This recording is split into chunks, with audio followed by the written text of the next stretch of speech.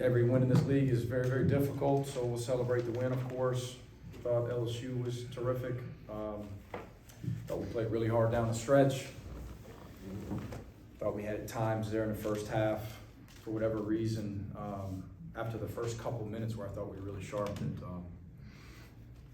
we struggled to convert our offensive aggression and confidence level just really wavered for the next 30, 37, 38 for whatever reason. So we've got to figure that out. LSU did a good job, I thought, of being really heavy in the gaps on our drives, making us kick. We drew some fouls, of course. Didn't do a very good job of converting at the foul line. Sometimes that will affect the way that you execute offensively. Didn't do a great job of interior passing. Didn't do a very good job on the offensive glass. Had a lot of misses and just not a great effort there. The last 15 minutes of the game, again, or so, I thought defensively we were pretty sharp, pretty locked in, pretty connected, and found a way to get some stops. Justin Hill obviously finished with a huge individual play to put us over the hump.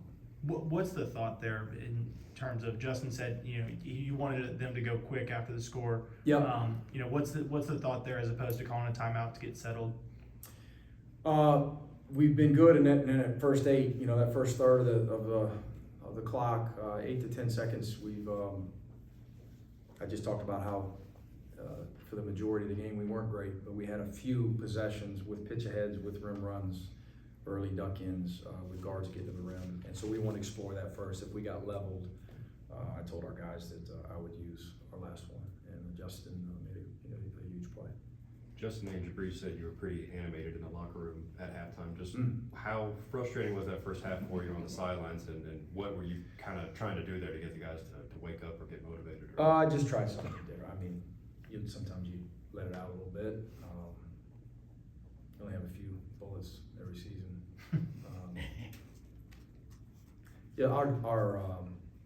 These are tricky because, again, LSU had a lot to do with our deficiencies, but our attention to detail tonight was nowhere near where it was on Saturday, and that's not acceptable. And I'm saying that after a win. I'm just being honest with you, as I was with our team, that it's something that we've got to continue to address. LSU's very good. LSU's a great program, and McMahon's won 1 million games, and they've got good players, and we were really, really fortunate, to hit a last-second shot, to get over the hump. But and I'm fine with not having success if your approach is great. It started at shoot-around today. I just didn't think we were great, and it's something that we're going to pride ourselves on here at Georgia, regardless of whether we win or lose. But our approach and our attention to detail, our level of execution, we made some plays, obviously, but then we had 5 or 6 times out there where we're, play is called, and we just, I don't know what we're doing. We're 1 or 2 or 3 guys are doing the wrong thing, and Alabama will have our attention,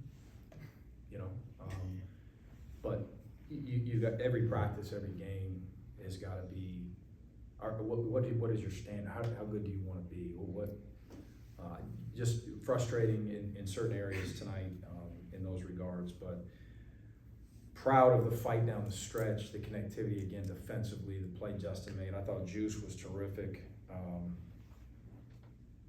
Jason Holt played really, really hard. I thought Braylon Bridges was great again. That's probably as hard as he's played in back-to-back games all year. And I wish, he's 4 or 5, and I said it on the radio. He should have had more than 5 attempts in a game like this where they weren't doubling. Because I don't know if he'll get 5 attempts Saturday. Against one of the best defenses in the country, of course.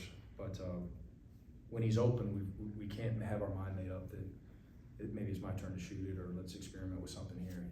Braylon Bridges is shooting a high percentage lately. Let's throw him the ball, and the few opportunities he got, man, he's 4 or 5 and 5 or 5. He should have touched it more. Terry looked like he What would you comment on Terry's play tonight? It was uncharacteristic. Yep, very uncharacteristic. He really struggled in his defense. I can't name another one like this. You know, that's pretty consistent. This was not his night, right? And he'll tell you that. But he hasn't had a tough night in a long time. And he's arguably our best player, arguably our best defender. We play through him a lot, where he creates for himself and makes others around him better. And he struggled, and I would anticipate a big bounce back from him. What's the thought in bringing him off the bench as opposed to Justin? Is it just wanting to keep Justin in there because he's been playing well? Is it Terry coming back off the injury? Well, yeah. So before the last one, didn't even know he was going to play, Right. and he's out for a while. So yeah, let's put you in, see how you feel, check your wind, evaluate it, and we played really well. Played probably our best game of the season. Justin Hill's put 2 or 3 really good games together. So who do you take out of the lineup? You know, and you want to build a culture here where your best player, whether he's the third guy coming in the game or whether he's starting 60 games in a row, is going to lead either way and be the same guy either way, whether he gets 20 shots or he gets 7 shots. And so I've never been huge on, well, certain guys have to start and certain guys aren't allowed to start.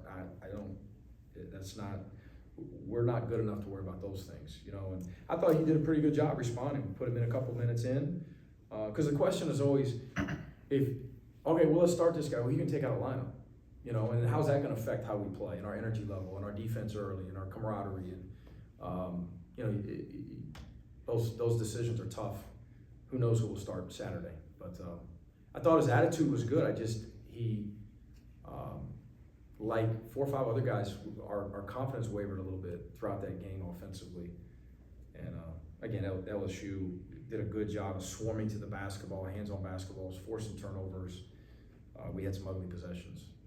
Like you mentioned Alabama, how special is that group compared to other teams you've seen since you've been in the league? You know what? I haven't seen them play a lot. I did watch their game versus LSU. I've seen a couple, you know, where you go and watch all their defensive or offensive or both possessions versus teams, you know, in the past couple weeks we're preparing for. But to say I've sat there and watched a handful in their entirety, you know, in the game sequence, I'd be lying to you. But from what I've seen to this point, my goodness, they are really, really good. I don't know how you score on them, and I don't know how you stop them. I don't know how you block them out. I don't know how you value the ball against their length and speed and athleticism. They've got depth. They shoot the heck out of it.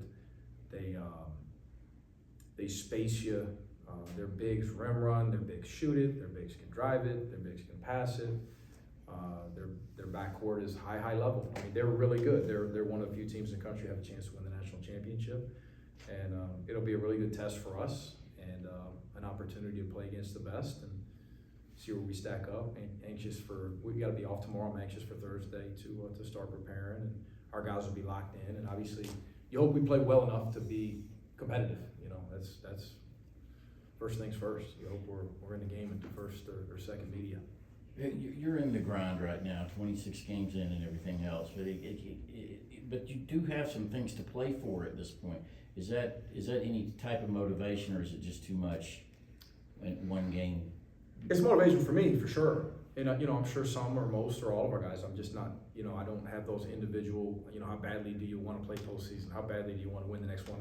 We're just an in the moment type program, one day at a time. Trying to grow. Hope that we made a huge jump tonight.